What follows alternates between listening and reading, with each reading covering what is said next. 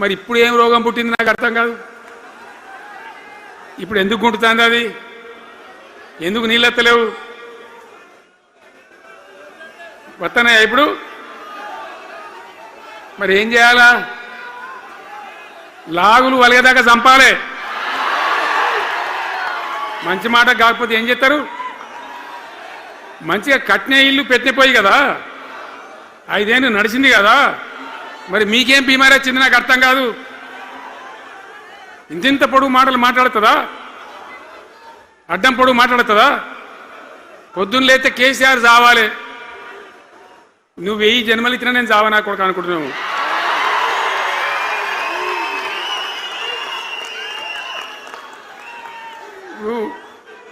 ఉట్టి మీద దాచిపెట్టింది.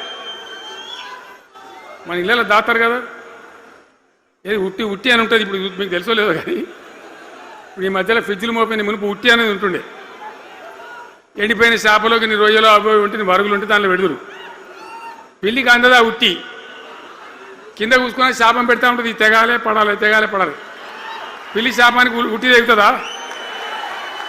మరి విధవరు కేసీఆర్ చావాలంటే కేసీఆర్ చస్తాడా? మీ దీవెన మీ ఆశీర్వచనం ఉంటే జీవన్ రెడ్డి గారు అన్నాడు, నాకు 75 ఏళ్ళు వచ్చినాయి. జీవన నేను చెప్తున్నా, నాకు కూడా 72 వచ్చినాయి. నీ వెనకనే నేను కూడా లైన్లోనే ఉన్నా. నేను ఒక్కటే మాట చెప్తున్నా, ఈ మా దేశభక్తి శ్రీనివాసేమో నాకు ఇంత పెద్ద కట్ట రాసి ఇచ్చాడు, నువ్వు మాట్లాడాలి ఇవన్నీ అని. అవన్నీ కాదు, ఇక్కడ దరిద్రం పోయేదాకా,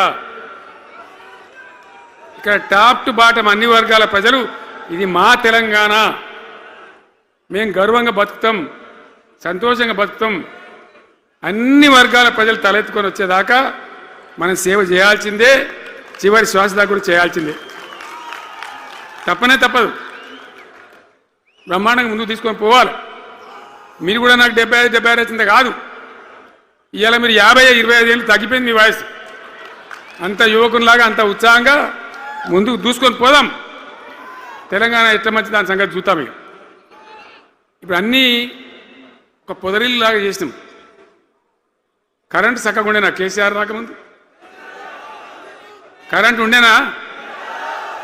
కేసీఆర్ ఉన్న రోజులు మంచిగా ఉండేనా?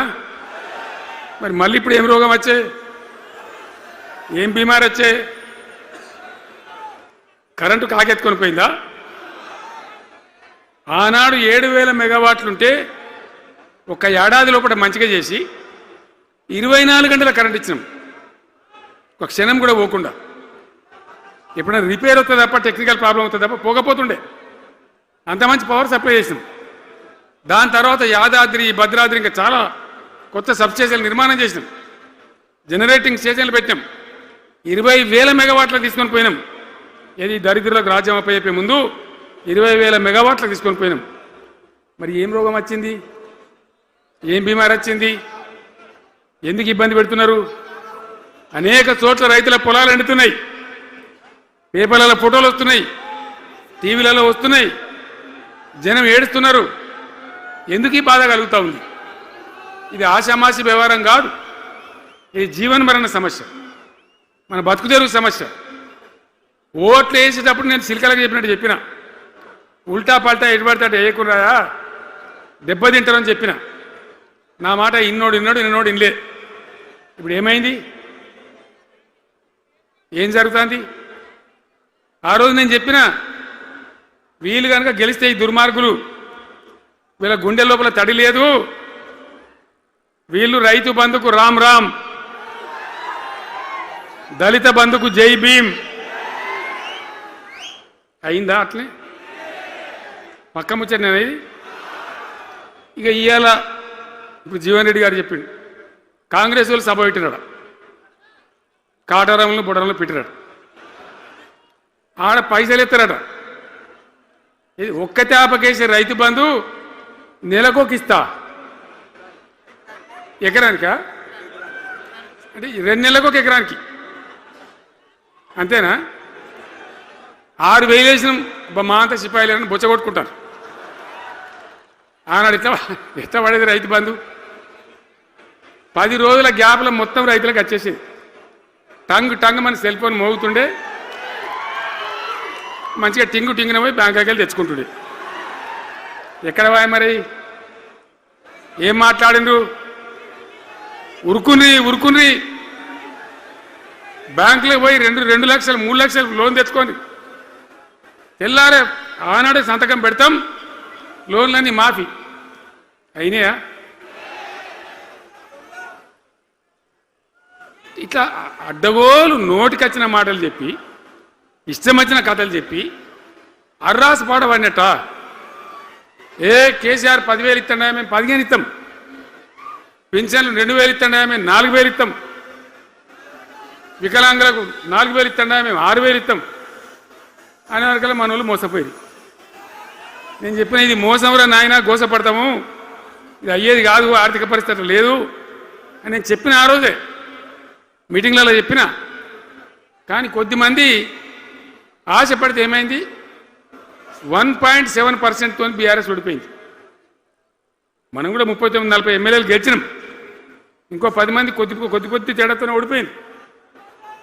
అయితే 1.7% తేడాతోనే బీఆర్ఎస్ ఓటమి పాలైంది. సరే, మంచి మాట. మరి వచ్చిన ప్రభుత్వం పనిచేయాలి కదా, వాళ్ళకు కూడా అవకాశం ఇవ్వాలి కదా. సరే, మన నాన్న వాడో వీడో కొంత దుంకులాడినా నేను మాట్లాడలే, నీ బయటికి రాలే, తక్కువ 1-2 సార్లు తప్ప రాలే. వాళ్ళకు కూడా ఛాన్స్ ఇవ్వాలి, అవకాశం ఇవ్వాలి. మనం ఎక్కసంతో ఉండొద్దు, చేయని ఏం పరిపాలన చేస్తారో చేయని, మంచిదే కదా అని చెప్పి అనుకున్నాం. మరి ఏమైతుంది? ఎక్కడ చూసినా చిల్లర మాటలు తప్ప ఒక్కటంటే ఒక్కటన్నా నిర్మాణాత్మకమైన కార్యక్రమం ఉందా? ఒక్కటన్నా ఏదైనా గొప్ప స్కీమ్ మొదలుపెట్టినరా? ఒక పొదరిల్లులాగా వడ్డించిన విస్తరలాగా తెలంగాణ మీకు అప్పచెప్పింది. ఎన్నిటల నంబర్ 1 తెలంగాణ. మంచినీళ్ళ సప్లైల నంబర్ 1, కరెంటు సప్లైల నంబర్ 1, పర్ క్యాపిటల్ తలసరి ఆదాయంలో నంబర్ 1, రాష్ట్ర స్థూల ఉత్పత్తి జిఎస్డిపిల నంబర్ 1. ఎన్నిట్లలో కేంద్ర అవార్డు రావాలి. అంత బాగా చేసిన తెలంగాణ 2.5 ఏళ్లలో ఇలా ఎవ్వని మాట్లాడించిన రైతులను మాట్లాడితే గొడవ వైడుతున్నారు. నాశనం అయిపోయిందన్న, చెడగొట్టుకున్నాం, మా చెప్పుతో మేమే కొట్టుకుంటాం ఓటున్న వాళ్ళు కొంతమంది బాధపడి. ఎందుకు? ఎంత మంచిగా కడుపులో చల్లగదలు కూడా రైతులకు ఎట్లుండే, ఎంత బాగుండే. కరెంటుకు బాధ ఉండేనా, నీళ్ళకు బాధ ఉండేనా? యూరియా బస్తాలు ఇయ్యే శాతం అయితే లేదా ఈ ప్రభుత్వానికి? యూరియా బస్తాలు కావాలి అంటే యాప్ పెట్టినా ఉంటాడు.